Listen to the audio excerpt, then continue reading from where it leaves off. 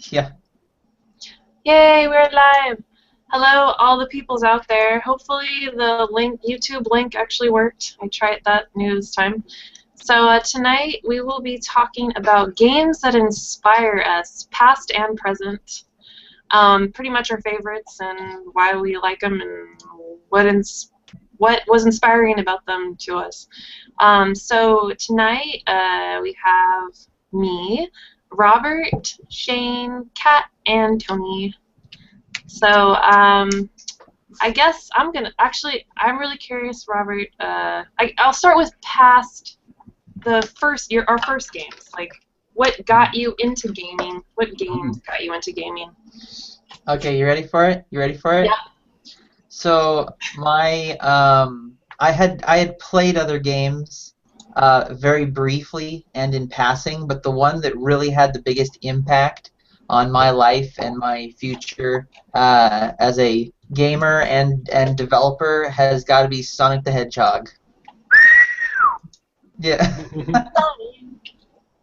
He can really move. Yeah. So that was the big one for me. And charisma. Yeah. Is there a reason why? It was the first video game console we owned, the Sega Genesis, and the package that we got was the Genesis, and it came with Sonic the Hedgehog, the first one.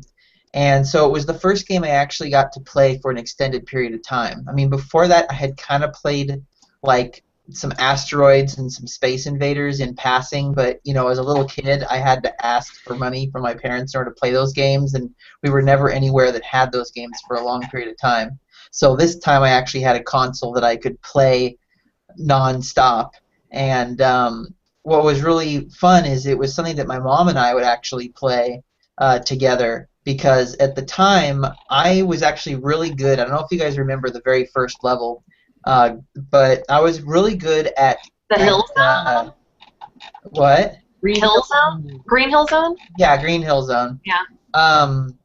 I was really good at basically getting through the levels, but there was this one part where there were like these kind of hills moving up and down like this, and I could not for the life of me get past that part. And so I would hand it off to my mom at that point, and she would do that part because she was better at that. And then she'd hand it back to me, and I'd keep playing, and it was just a lot of fun. And what really blew my mind as a kid was playing a game where all you were doing was running to the right and jumping over things and jumping on top of enemies. But what blew my mind was when all of a sudden I got to the end of that level and it stopped moving and the music changed and this Dr. Robotnik guy comes down and the swinging ball starts to I had to pause the game. I like jumped up out of my seat like, I had never seen this before. Like, what was this magic that was about to happen? And of course I died almost instantly. But it was one of those things that was just the experience of I just felt like I had figured it out, the running to the right, and then all of a sudden it totally threw me for a loop. And first time in my life, that was just a mind blower, and that kind of Boss battle. That's so cute. I forgot, how old were you? I don't remember. Probably 16, 17 years old. No, I don't know how old I was, but I was very young. I could have been like 6 or 7. Yeah, I'm sure before I was 10 years old. That was when we were playing it. I'm trying to remember too. Yeah, same here now. I'm like, when did I get Sonic? Yeah. I have the same thing. Just like I got the Sega Genesis for my first console, and I got Sonic on there too. So I'm like trying to remember when I got it. I know it was Christmas. Yep. I remember I had to share with my brother, like I had to share everything. But yeah, I finally got to play it, and I was like, oh my god, this is the best thing ever. Yeah. It's definitely one of mine too. And I've said this before so many times, but anytime that the Sega thing came on, that was enough to get me super excited. Oh yeah, no kidding. The Sega! Sega. Yeah. Yep, that's all it took. Yeah. I'll be honest, my first console wasn't Sega. When I moved out of elementary school, basically that was the gift I wanted for it. Was a Sega Genesis. I wanted to play Sonic so badly. My first Sonic game was Sonic 2, actually. Hmm. But my first console, my grandmother got it for me and my siblings, and it was the bundle pack. It came with a Duck Hunter, and the Olympic game. A track and field, or whatever it was called. Uh-huh.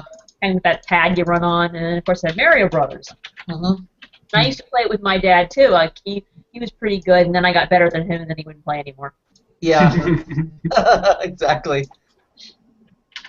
And he used to do all the hard jumps for me, and it's like when you play it, you would move your hands up as if that would help you jump farther. Yep. Yeah. And a couple of years ago, when I introduced the same system to my little cousins, she did the same thing, and I'm like, ah. Yep. I would stand on the couch and hold the controller above my head. That's how intense I was. I was like, this will work. Yeah. My first system actually was an Atari. Nice.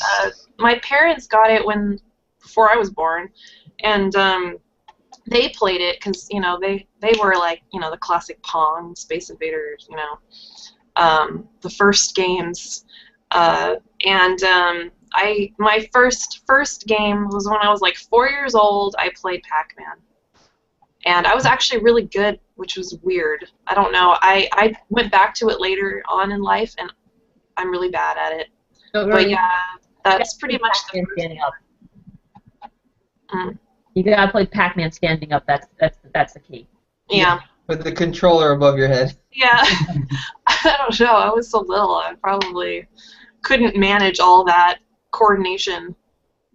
So, but that wasn't my intro game, though. I feel like, because I didn't really play it that much. I think for me, actually, the Game Boy with Mario Brothers. That was my first huge I'm obsessed with games moment. Was when I would sit there on the couch and play that, and it was my brother's, but I was really jealous and I had to play it, so I borrowed it, and that was it for me. And I love consoles and I love PC games and I love tabletop, but handheld's always been like my first love with games, so I always try to get as many of those as I can, because I can go anywhere with it, and it's probably also what ruined my eyesight too. So. Mine too. Robert, what was your first handheld? Oh man, I don't even remember what our first handheld was, because I remember we didn't have Game Boy. I don't think we even had Game Boy Advanced. I think my brother might have got a Game Boy Color, but Did you have Game Gear? no. No, actually I didn't have that either. I think the first handheld I had was the The Nomad? No, the the Game Boy, the first folding one. Oh. The SD. Yeah. The original, the first folding one. Yeah, SD. I had that, but that was the only handheld I ever actually had. Also, I don't know if Shane, did you tell us what your kind of first game was? No, I didn't. I was Ah, waiting my turn, being polite. No, it's your Go for turn. Go. My first noticeable game, or the one I remember the most, is actually it was for Sega Genesis, I think it was. Hmm. It was a WrestleMania game, and the reason why was when I was a kid, I was in a car accident, and I lost the ability to use my right hand. So I played the video game with one hand, and my dad made this foot pedal thing for the A, B, and C. So I'd use my foot to do the buttons, and then after that I was like, I'm going to do all these achievements I made in my head, and basically I was playing with my foot half the time, and my mom would run upstairs and be like, stop banging on the floor because you're taking over the house. And I'm like, what am I supposed to do with this video game then? And she just hated it, and ever since then that's how I kind of got into video games. wow, that's pretty cool. Yeah, That's pretty ingenious that he came up with that. I mean, he was an that's electrician, awesome. and Oh.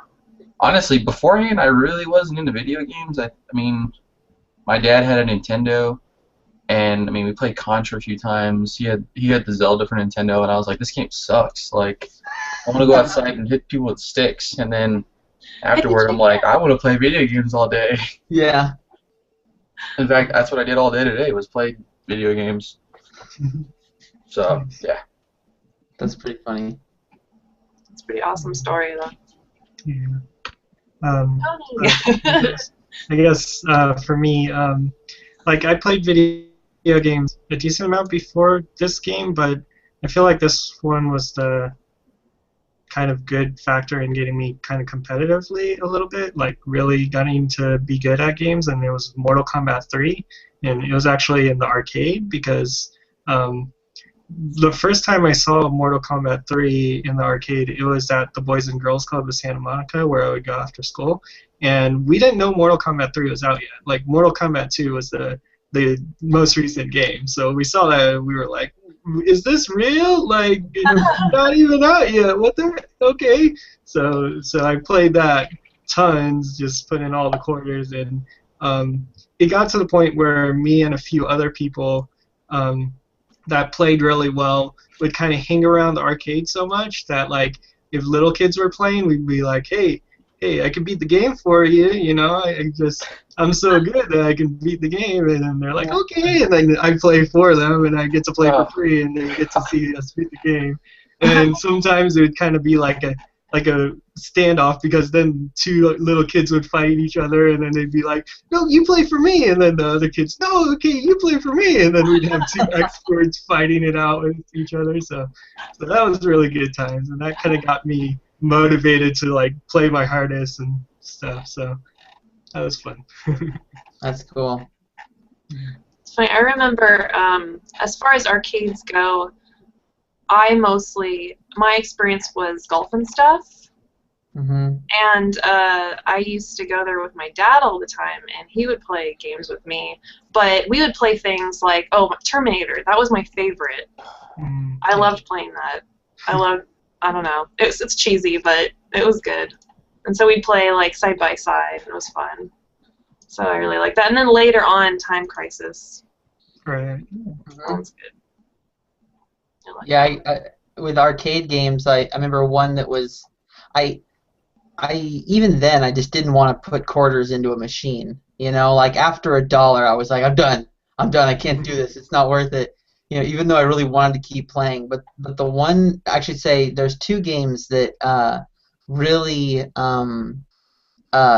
got me spending the quarters. One was Silent Scope, which was the sniper arcade game. So you basically had a sniper rifle, and you could look at the screen, which was kind of like from the character's perspective, and you could see a big open area. But you could also look down the scope of the gun, and you could see a zoomed-in image, and that just blew my mind, and that was so cool. And I played that game a lot. And later, I eventually, when it was available for Dreamcast, I ended up buying it for that and played it even more. It wasn't quite the same, obviously, on console, but still a lot of fun. But the other one that just drove my brother and I into madness was the two-player Jurassic Park shooter, where you actually sit in like the little chair that moves, and it's like you're inside of a Jeep, and you're driving around, and you got all these dinosaurs coming, and the chair's shaking, and you got to shoot the dinosaur's butt or it's gonna poop on you, and there's pterodactyls and raptors. I mean, it was so intense. And my brother and I played that over and over and over. And that wasn't like one quarter. That was, when we first played it, when we were younger, it was like 50 cents each. And then later, nowadays, it's like, $1. good luck. Yeah, good luck playing anything like that for less than $1. But, oh my gosh, we played that so much. It was painful. Yeah. I'll be honest with you, the first video game I ever won was a sports game. But it was a cool one. It was Super Dodgeball on the NES. I loved that game. I didn't Is even there? know. That existed. And it had characters that were like the Street Fighter. It looked like Double Dragon characters. I think it was the same company. Do you know if they ported that game to handheld? Hmm? Like if they ever re-released it for a handheld, Which game? the Super Dodgeball? Oh, wow. I don't know, to be honest with you. I'd like to play it again. Because I played a dodgeball game on my SD, the Game Boy, and it was pretty fun. I actually, it kind of made me think or wish that I had another dodgeball like game like that, but that was pretty cool. Anyways. So, let me think. So we've talked a lot about different video games on consoles and stuff, but what about PC games? Like, what was like your first intro to PC gaming? It's picked. I'm gonna go Tony first. Yeah. Oh, okay. I have to think about. I don't know what my intro was. I mean, it was way back when. I guess I could say my intro was probably something like SimCity, which at that age, like when it was made, I was really young and I just could not handle it. I'd always just like build up cities and then like it's like people are rioting and the taxes are too high and you're not making any money and everybody leaves your city. I'm like, oh. That's when you get back at them and release the giant monster and the tornadoes and the fires and Right. that's what I would do. Yeah, no, I did that too. That was usually my end game. I was like, fine. Oh, you don't like Got it? angry. Godzilla. Yeah. I mean, that was probably my first game on PC that I ever played, from what I could remember. I would say technically some of my first intros were like stuff that I had in school, like Oregon Trail. Oregon Trail, yeah. which I actually enjoyed. I remember like computer class. I was like, oh man, I can't wait to play Oregon Trail. Yeah, I remember people fighting over the computer that had it, because I think there were 5 computers set up, but only one of them, or maybe 2, had the game on it, and there were just people fighting over it, and of course if you sat closer, then you were there first, and it was impossible to play sometimes. Yeah. Sometimes. Yeah. But I would say, as far as like games that got me to continually want to play PC games, it's probably all the Sim games. SimCity and like SimAnt. Those were all good. I enjoyed anything with those. LucasArts on it. Yeah.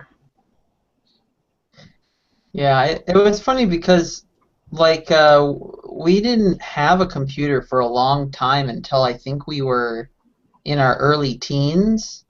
Just because my parents never really thought we needed one. I mean, they had me using a typewriter for the longest time. But when we had a computer, it was now like, oh, there's games that you can play on this. And I didn't, at the time, I really had no clue what was good on PC. And so I would occasionally see some games, and it was like, there was like an Atari collector's pack that had things like Centipede and stuff on it that was pretty cool. I got another game, I think it was called Nuclear Strike or something, but you're like a little helicopter just flying around shooting things, and they weren't great games. And I kind of gave up, not really gave up, but I just didn't really pay attention to PC games and spent a lot of time on consoles until probably the Xbox, probably the first Xbox. Because that, then after that point, I realized, oh, I have a better PC. I started playing a couple other games, which I actually, on my list were kind of big deals. I'll kind of leave on this, but like Half-Life, the first Half-Life was kind of the first big PC game that I played. Um, uh, and that kind of sparked it for me, because I went, wow, PC games are actually pretty interesting. And Half-Life, the first game, was really impressed me more than I thought, and that led to other things. And I'll also, to answer your question, I'm not actually streaming this. Oh, we technically are on YouTube. Well, I mean, I'm not streaming it on Twitch. Oh, okay. Yeah, if that was what the question was. Okay. But yeah, the first Half-Life, what really impacted me about that game was it was one of the first games to like legitimately scare me. Because there was a level, almost an entire level, that was quiet. Almost nothing happened. It was all just some puzzles and walking around corridors. And at the very end of the level, I heard like this humming, and I turned this corner, and the humming's coming from these vending machines. And I'm like, oh, okay, that's fine. And I went down into the room just a little bit, and like a ceiling panel fell. Like that was it. There was no monster, there was nothing. It was just a ceiling panel fell, and it scared the crap out of me. And at that point, I was so excited because I was like, wow, a game actually scared me, and it wasn't like a jump out, brah, it was this real subtle, just good timing scare, and that was what also kind of kicked it off for PC games and stuff like that. So, Shane, what about you? My PC time is actually like very sporadic. I was really into consoles for the longest time. My dad played a game. I mentioned this a long time ago. Stone Keep, and it was on PC, and I was like, oh, cool, isn't this? And I'd watch him play, and then that was us bonding kind of thing. Yeah. And afterward, after I got out of high school, I was familiar with a few first-person shooters for PC, Counter-Strike, Rainbow Six, and all that, and I was like, oh, okay, this is cool. And then my dad played Baldur's Gate, the first one, and number 2 came out, so I was like, oh, well, I have a computer now. Let me get the second one. It's going to be awesome. And Baldur's Gate 2 was probably my first like full-fledged into PC gaming. And then after that, I kind of jumped back out into consoles again, and I didn't really get back into PC gaming until maybe 2 years ago when I built my computer. And then I look at my Steam account, and I have like 40 games, and only like 6 of them I've played, because Steam sales get you. Yeah, no, same Terrible. But yeah, I mean, honestly, for like the longest time, I was a console player, and now I kind of transitioned into PC, and I'm waiting patiently for Grand Theft Auto 5 to come on PC, and I really want to play it, but I can't because it's not out yet. But yeah, Baldur's Gate 2 would have to be the most memorable game for me to play, and I did buy Baldur's Gate 1 remastered on Steam, of course, and yeah, that's probably my game that got me in there, and it's pretty barren for PC for me. But Minsk and Boo. That's what matters. Oh man, Minsk. Oh god. It lost me on that one. You haven't played it? Baldur's Gate? Yeah. No, I have not. Oh my, come on, man. If you're gonna play any game, you'd play that one. It's, You can get it on Steam. No excuses. yeah, and it's HD remastered. But the cool thing about it was, at the time when it came out, I mean, I was a huge D&D fan. I played that every week. And then they're like, we're playing this game, and it has version 2.0 rules in it. I was like, yes! This is the best thing ever! So, and I was like, I know what this all means! And then, you play it, and then you make another character, and you make another one, and the first one was pretty cool, because I think there's like 40 different characters you can team up with, and you could be a good guy, a bad guy, a neutral guy, Really anything. I mean, you could be a total jerk, have um, like negative reputation, and then when you walk in the towns, like there's soldiers attacking you immediately, and it's just like, oh Right. god. That's probably what I would do. I want to be like so bad. I mean, you don't get far in the game, but yeah, I mean, Yeah, unless you wait until you're super powerful, because yeah, you start do it nuking early, people. the soldiers will just kick your ass. I can't remember the chant they said. I think it was like, we are the Flaming Fist, I think it was. And Right. like, oh god, I'm dead.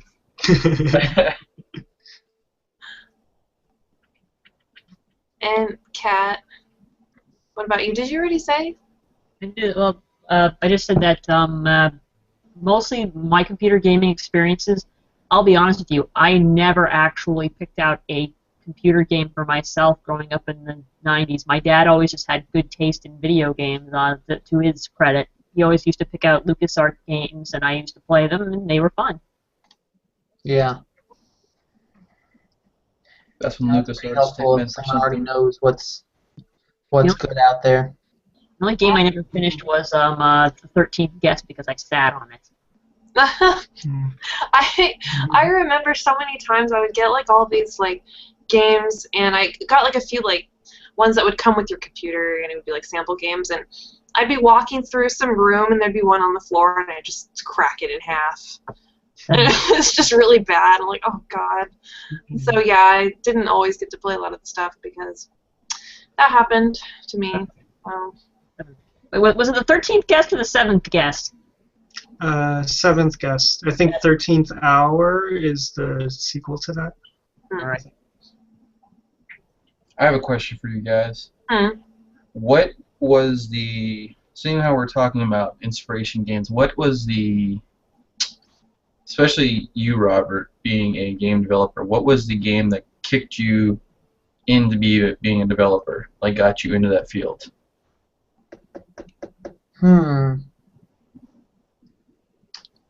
Good question. And you've had a month to think about it. Yeah. Well, the reason I say that's a good question is I think I always kind of wanted to, with every game I played, I had thoughts and ideas of how I would have made it, how I might have improved it, how I might have changed things. But the idea of actually becoming a game developer didn't really solidify till I think much later, because initially I wanted to do like film and stuff like that, television and things like that. But yeah, what was what really kicked that off? Let me do this. I'll give you some time because I have a story behind that question. Go for it. I'm going back to school, and I found a club last semester called the Video Game Development and Design Club. This semester, we actually put out the game. Cool. We launched it like a week and a half ago. It's a super basic game, side-scroller kind of thing. And when we launched it, a lot of people were playing the game, and it was funny because we were trying to get people to come to the club. We're like, this is what we do. We make games. We go from the very beginning, brainstorming, to the whole launch day, like the whole umbrella. And there was a lot of people that had like ideas, and I was like, all right, cool. Keep those ideas and come next week. Come to the meeting. Come talk to us. And probably out of like the 30 or 40 people I talked to, only like 5 people showed up, and I was just like, okay, yeah. So what is basically I came to the question is, what made you like, you know what, I'm done thinking, I'm going to do? Yeah, it's something I've also discovered even as I was kind of growing up thinking about pursuing game development. My whole concern was, gosh, it seems like anyone who plays a video game has an idea and wants to make a video game. But what I slowly learned, which you pretty much described in your story, is that there's a lot of people, and this I think goes for everything. There's a lot of people who have ideas and they talk the talk, but they don't really walk the walk. And it's not that they're not necessarily capable of it, but they don't have the proper motivation, or maybe it's really just not important to them. And for me, like,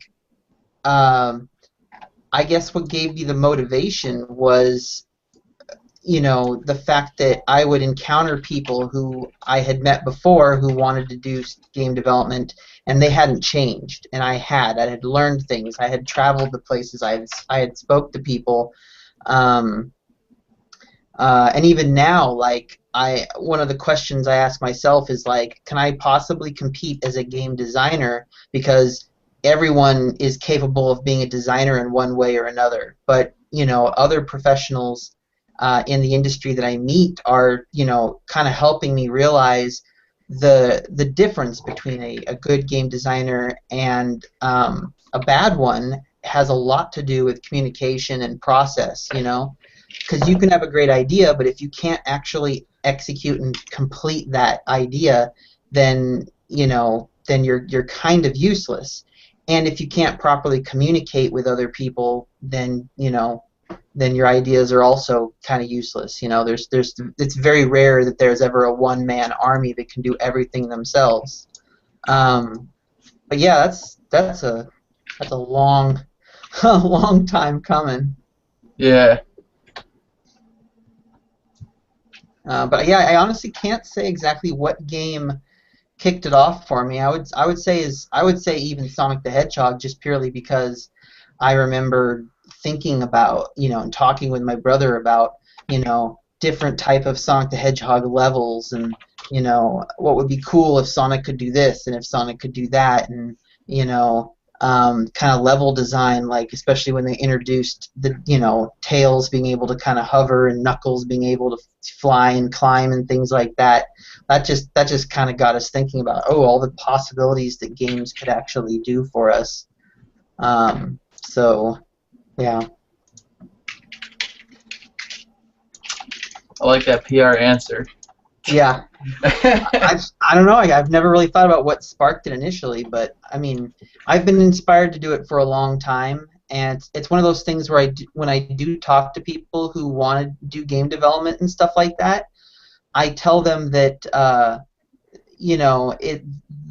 best advice that I can give them is not necessarily to go to school or get a degree, but to just do it. Just make games. Either card games, board games. If you're an artist, do video game art and see if you can find people who are making a game and make art for them. And if you're a programmer, just program something simple. Just do it. Because the more you do it, the more you'll learn, the more you'll actually accomplish.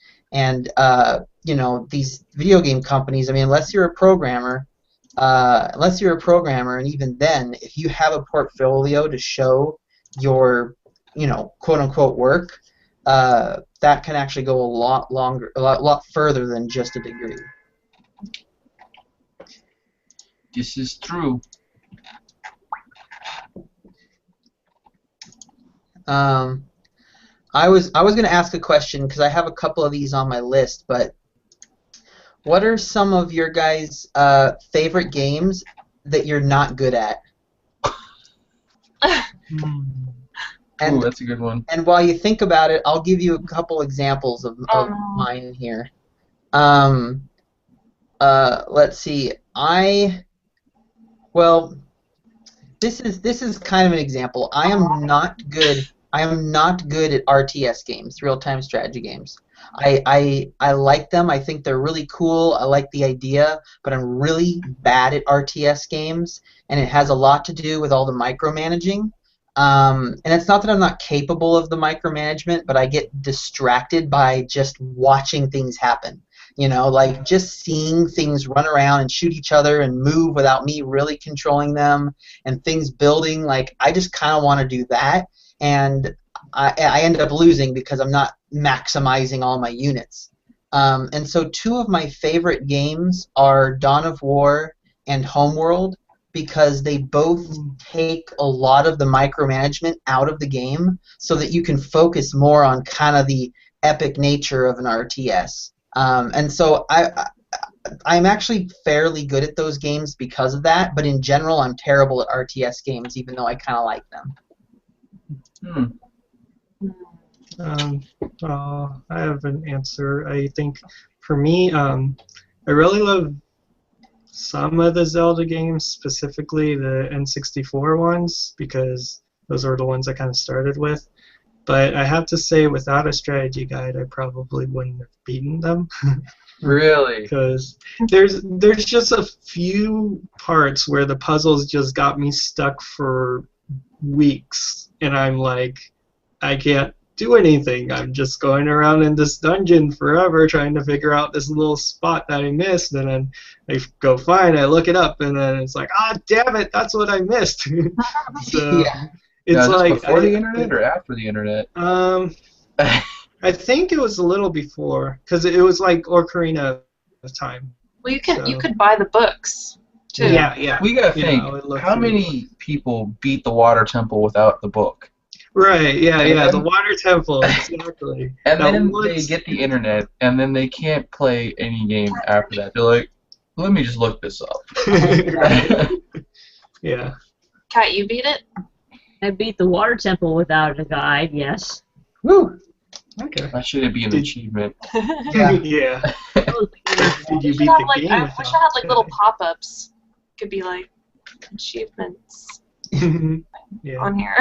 I'm sure there's something I could probably mess Like a with. t-shirt, Uncharted. I beat the water temple. Yeah. Um, Yeah. I love adventure games, but I would say I suck at them because I'm not very good at like timed things. Like when you were talking about Sonic and the things, well, I get so frustrated. I have trouble like doing like multiple like jumping and spinning and like I just Jack and Daxter. yes, I know. It's embarrassing to watch me play it. But I was pretty bad. Although I almost beat it. I just beat it because I just didn't spend the time to finish it. You're literally at the final boss, and you. I was. You didn't And I finish it. just I don't know. I don't know what happened. I was just like, whatever. I'm bored of this. I know. I should beat it. I should just beat it just to say that I've beat Stream it and beat it. Yeah. Yeah. I'm not sure how I do that. Like get an emulator or something. No, we would just run the system through your computer. Oh, okay. Yeah, I should do that. I should just start it from the part that I was and just be like, Nope. no, I have to start over? Yep. No. Yep. We'll just do like an hour a week. Just something like your break time. Okay. This is your What homework. what about you, Kat? Are there any particular games you really like but are not good at? Well, I do like zombie games, but I really stink at them because I always panic once the zombies are coming at me. Yeah. Anything with a box puzzle, Oh no. Yeah. which includes Resident Evil. And I will admit that I didn't need the guide for the Water Temple and Ocarina of Time, but I did need it for pretty much everything else. That's funny. Master Shane? Mine are rhythm games. Oh. Guitar Hero, all of them. Yeah. Guitar. I liked playing them back. Now it's just DJ Hero and Singing Hero, and I saw this one person. He was playing competitively. He played League competitively, but he played a rhythm game. And it was like kind of like an emulator looking one. Basically, it was just like a very basic window. It had like a list of songs here, and then it just had like the graphics and what they would do. And I thought playing Guitar Hero here in the States, like Expert was hard. Their fingers were just like constantly just. I'm just like, oh my. Yeah. But I mean, here I am playing like 3-button rhythm games, and I'm just like, yeah, I'm the best, and I'm absolutely terrible at it. Yeah. I even got, I think it was like Rock Band, and I was like, I'm gonna play the drums, and no, I quit that quick. I was like, I'm selling this. I can't do this. I think the drums was the only one I could do. And of course, everyone's like, sing, man. When we're like, no, I don't want to sing. No.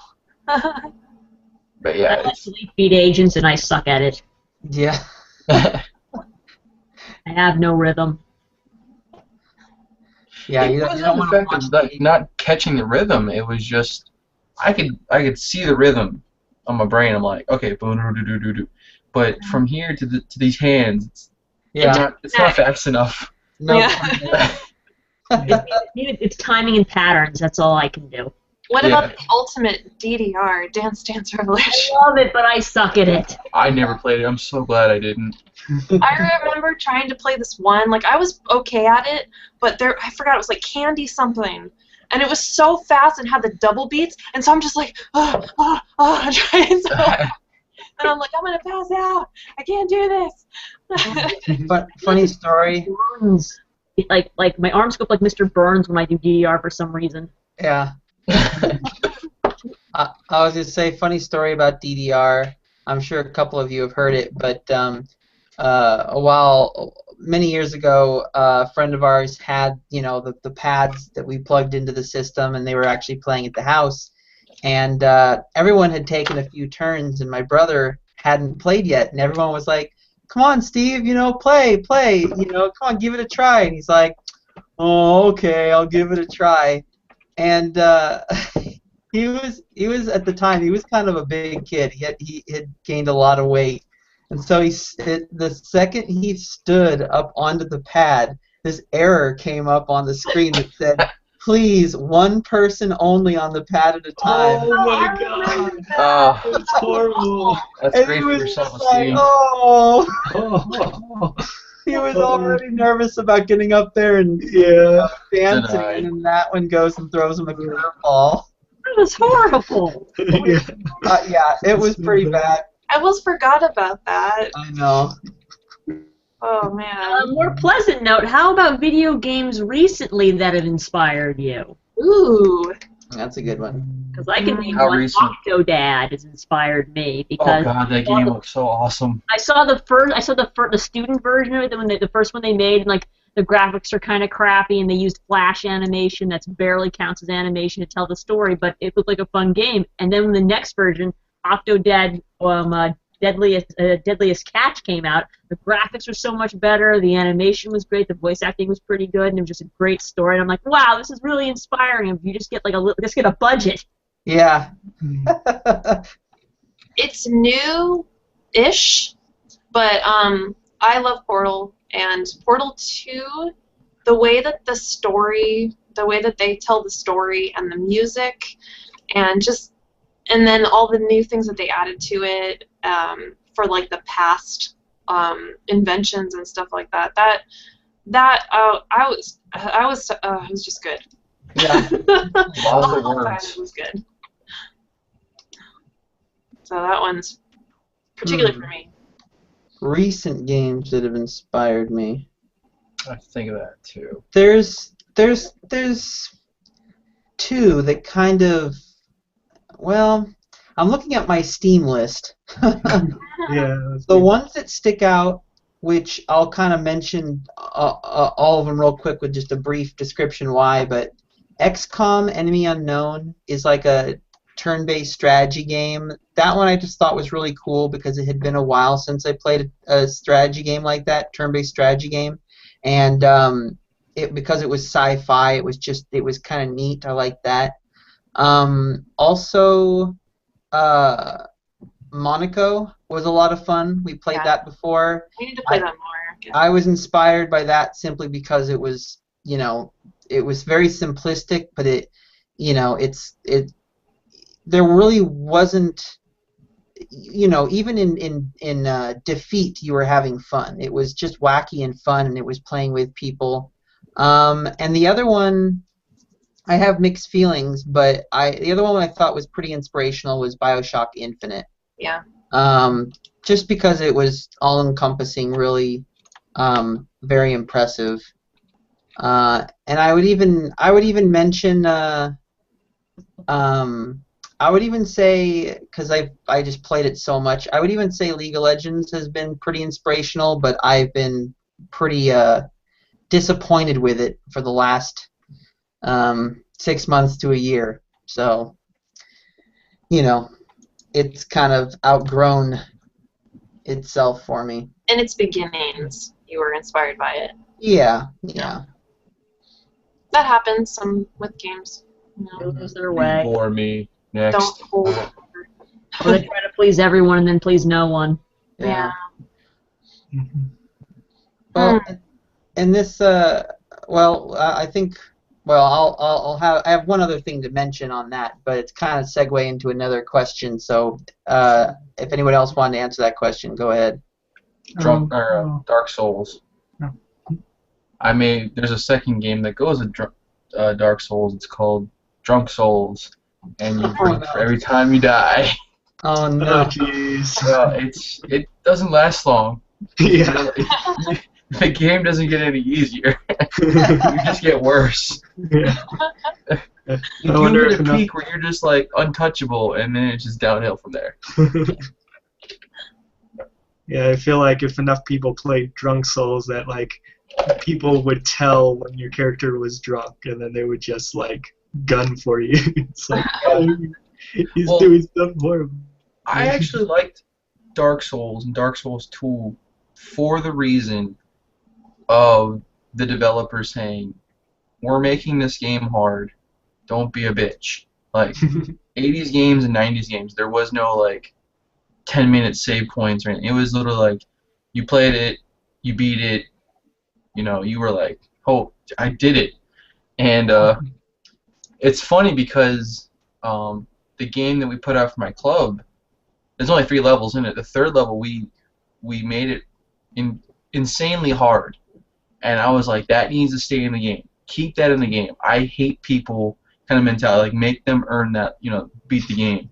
Mm-hmm. And the other developers were like, no, we can't do that. And they nerfed the whole level, and then like not even an hour into the launch, someone beat it. I was like, I told you.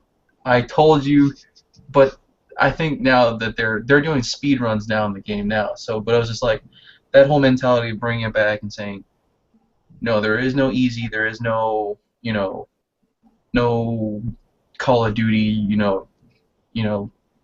easy. It's just like, yeah, the very first opponent you play in Dark Souls 2, you're like, this can't be right, and it's like, no, this is right. Fight him. Good luck. Yeah. What's interesting, what I find really interesting about those really difficult games is that there's a really like kind of fine line between frustratingly difficult and like challenging difficulty. And one of the first games that like really kicked my butt, but also got me super motivated to do better was the Ninja Gaiden game, the wall scroll I have, because the game was very challenging. I mean, I died multiple times on the first level fighting things, but it was motivating because when I died, I knew it was because of my own limits, The game fair, you're saying. Yeah, and so it would kick my butt, but it was basically saying, you know what? You're dying because you're not blocking this, and you're not parrying that, and you're being too careless and just swinging your sword everywhere. And when I slowly started to get into it and was really learning how to, attack, block, parry, move, use all the tools that the developers basically created and gave to me, it was so exciting to the point where I would be fighting only a couple of enemies, but it would take, 5 or 10 minutes because I was trying not to die, and it was a real serious situation. And when you finally finished that fight, it was so rewarding because you didn't just sit there and hit the X button over and over and over until their health bars disappeared. You had to be smart because they would mess you up and take advantage of every gap you gave them, and that was really cool. And I'd love to try and make a game with that sort of quality of difficulty. So you like games that teach you to like being patient and taking your time on an enemy. Yeah, patient, but also like, just utilizing all the tools that you're given, you know. Like skill, like basically you like games where you have to have skill, and it's not just a button masher. Right, and not necessarily like I'm not a huge fan of skill that's based on speed as much as more strategy and tactic. Um, and I mean, I don't want to say that because it doesn't necessarily.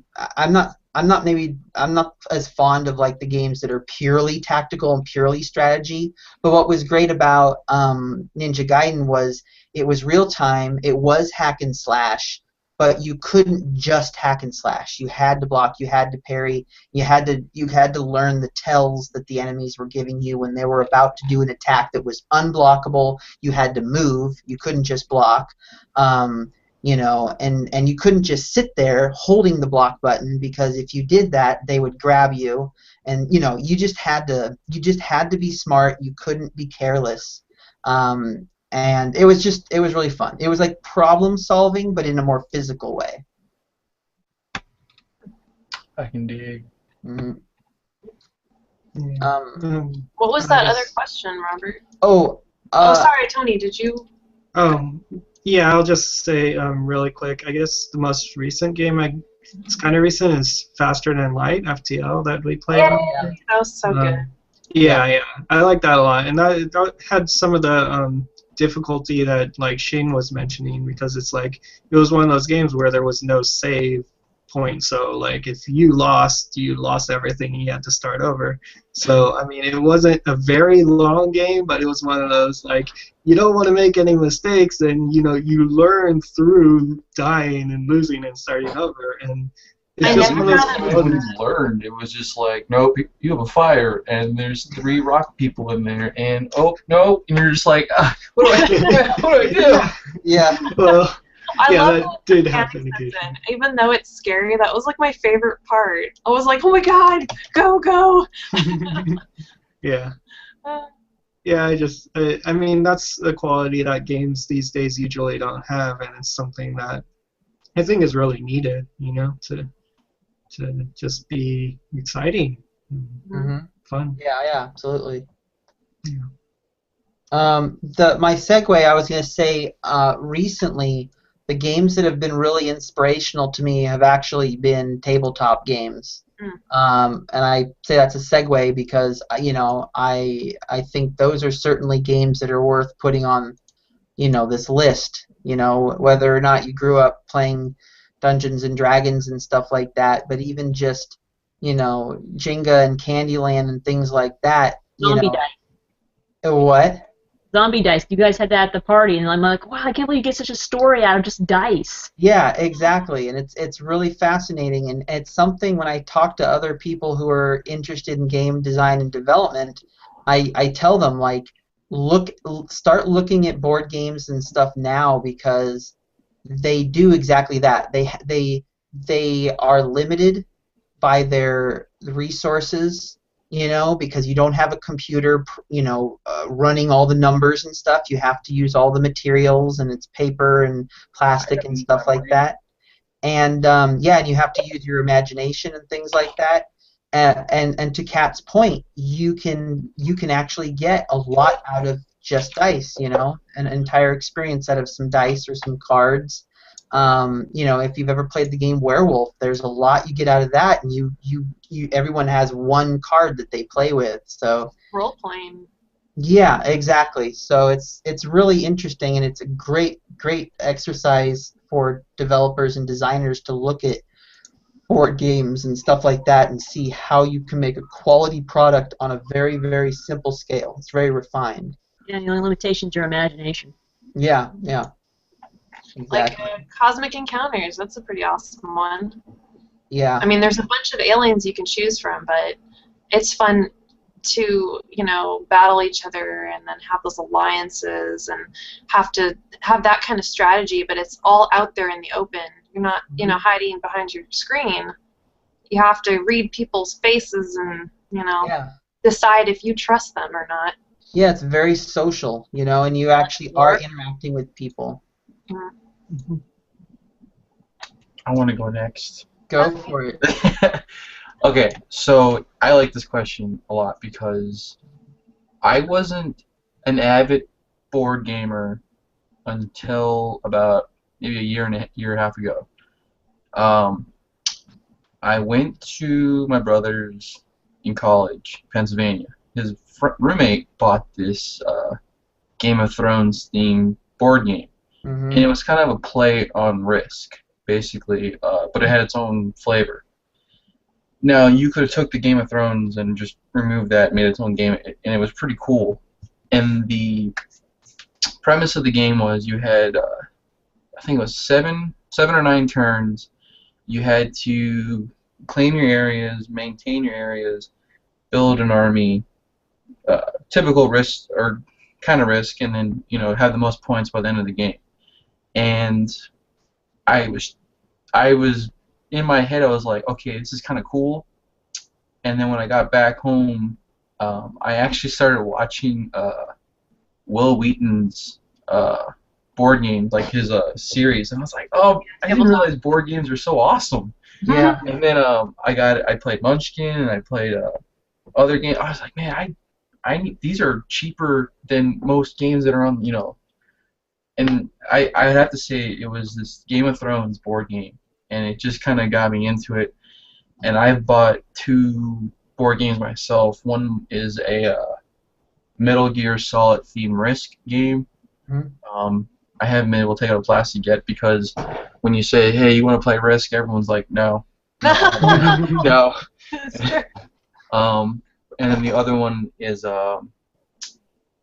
it's not zombie dice, but it's over there somewhere. But I have two. Hulu dice? I'm sorry? Hulu dice? It might be that one. Okay, that's cool.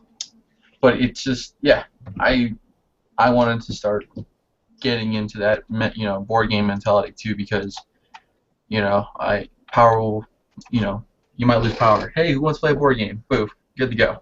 Yeah. The only thing stopping me is lack of people to play with. It is harder. I do agree on that one. That is one of the greatest challenges. There are times when I'll get a couple of board games and I'm just so excited to play, and then it's like, I mean, I'm sitting here with a bunch of board games. Yeah, and it's like, oh no, there's no one to play with. But of course, that's why we do our board game nights, and I can get my fix. You're just Yeah, using us. This Yeah. Saturday is International Tabletop Day. So excited. April 4th, right? Isn't it? Or what day is it on? April 5th on Saturday. Yeah, ODU's doing it too, babe. Mhm. I'm gonna be there. The teleporter faster for me. I know. Well, there might be events in your area. There's the website shows different events that are being held. You could host an event. That's true. Yeah, host it in your apartment. Nah, Mr. Darcy doesn't like strangers. Yeah. Catnip. Kat, you can check out the link. There you go. Maybe you'll find something local. Yeah, we're actually, Sonia and I, and Tony, now that I think about it, we'll actually be going to the tabletop event here in LA, which is being hosted by Geek and Sundry. So that'll be interesting. We may actually see Felicia Day and Will Wheaton and stuff like that. Yeah. I'm sure they'll probably make some kind of appearance, even if they are, in a tower above us. Yeah, I was thinking they're going to be in a Behind separate room. glass. Yeah. Behind the glass so we can watch them like they're animals. Yeah. Do the move. Yeah. But yeah, I mean, I've also, a lot of the video games that I want to make are inspired by board games now as well. Just because, I've now played it, on the tabletop as a board game, and I'm thinking, wow, if this was made into a digital game, it might not be the same, but it could have other fantastic qualities, and and then I might be able to play it more because it's online and I can play with other people. But what's an interesting challenge that I've been kind of trying to figure out and solve is how do you maintain as much of that social element as possible? Because you don't have people next to you and you're not looking at their faces. How do you do it? Like I would love to make a Cosmic Encounter game that you could play online, but you'd have to spend a lot of time making sure that you build a very heavy social element in the game. Otherwise, you pretty much lose one of the most important parts of the game. But it's very inspirational. And Shane, there's a handful of board games I'd love to recommend to you. Maybe after the thing, but One right behind you. huh? There's a Oh, giant it's a card game. stack. Oh, Yeah. oh yes. We has all the Dominion. Yeah, that is a great game, and actually pretty darn. It's one of the things on my list as inspirational because it's a deck building game, and what's really fascinating about it is that I like collectible card games, but I for the longest time could never really afford to get into it because you always had to keep up with the new sets and you were buying new stuff and you didn't always get what you wanted and you'd either have to trade or buy it, and it was a lot of extra work and money that I didn't have at the time. And with these deck building games, you basically buy the box and it comes with everything that you need, and it factors the experience of building your deck, which is part of the fun of a collectible card game. It factors that experience into the game. So as you play, you're actually building your deck. And that just kind of blew my mind. And it blew a lot of other people's mind as well because now there's a million deck builder games and most of them are pretty terrible, but there's some really great ones and it's a fascinating genre. But yeah, I'll have to give you a little list, Shane, to look into because I think there's a few I think you'd really, really enjoy. Or I could also just link my You have a giant list, don't you? my Game Boy Geek Oh or yeah, the Game Boy Board Game Geek profile, and then you can see how addicted I actually am. I should share that with the world, Robert. Yeah. Whoa. At least you know what you're getting into, Sonia. Hmm. At least you know what you're getting into. Hey, I've contributed. There are games in there that are also mine. Oh, so you're his enabler. She is. Oh yeah, I'm like, go for it. Get all the games. Pick me this and this and this too. I do a pretty good job of doing my research before I buy them, but when I usually don't buy board games often, but when I do, it's like 2 or 3 at a time. So it's like I've now got in the habit of trying to sell some of my older games or the ones that I know I'm not going to play as much or ones that I know other people will enjoy more than I will. And I don't ask for a lot. The game might have cost 40 or $50, but I'll depending on the quality, I'll 10 or $20, and I can use that to buy another game. But yeah, anyways, I linked my Board Game Geek list there. Feel free, Sonia, to share it with the world. Okay. I will. Do it. I'll share it in a second though. Yep. So I guess it's 8 now, and Oh, time flies. yeah, I know. Maybe I should make it. No. Oh no. Maybe you do it earlier and help me out on the East Coast. God. Yeah, I know. Sorry. So I hope everybody out there enjoyed our talk about all the things that inspired us. I will be looking at all the comments afterwards if you have any others that you'd like to contribute, and we can look into those. That would be appreciated. Any titles and things like that. So we will see, or you will see us. Let's see, what's next time? April 27th. Same time, same place. So good night, peoples out there. Bye.